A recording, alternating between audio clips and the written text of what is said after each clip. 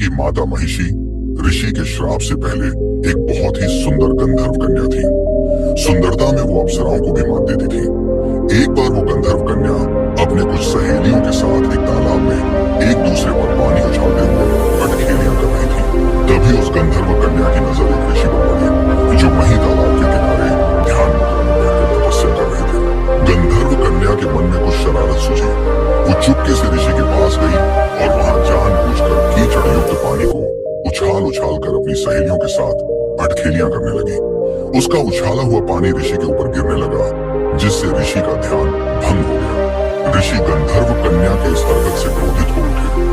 वो समझ गए कि ये गंधर्व कन्या जानबूझकर ऐसा कृत्य कर रही है।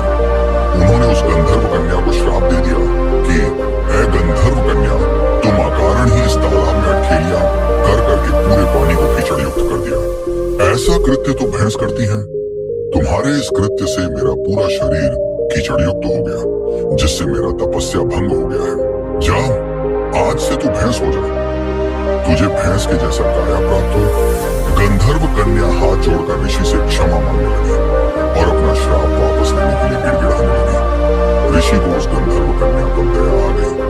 उन्होंने कहा कि मेरा श्राप तो झूठा नहीं हो सकता, पर इतना अवश्य हो सकता है कि तुम दिन के वक्त तो पूर्ण रूप से भैंस के काया में रहोगी, पर रात के वक्त अर्धमहिषी हो जाओगी। और जिस दिन तुम किसी बच्चे को जन्म दोगी, उस दिन तुम इस श्राप से पूर्ण रूप से मुक्त हो जाओगी। यह कहकर ऋषि वहां से चले गए। उसी दिन से उस गंधर्व कन्या का नाम महिषी पड़ गया।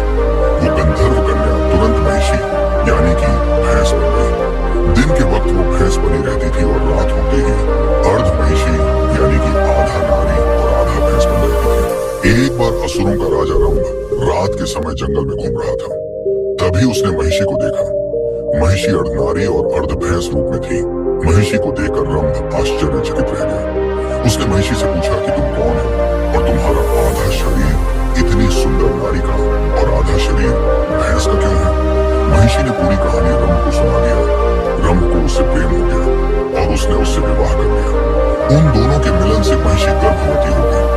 कुछ दिनों के बाद रंभ ने देवताओं पर आक्रमण कर दिया। उस युद्ध में रंभ मारा गया। महिषी को जब पता चला तो वो रंभ के शव पर विलाप करने लगी। उसी विलाप के वक्त ही महिषी ने एक बच्चे को जन्म दिया, जिसका आधा शरीर भैंस का था और आधा शरीर राक्षस का था। उसके इस अर्ध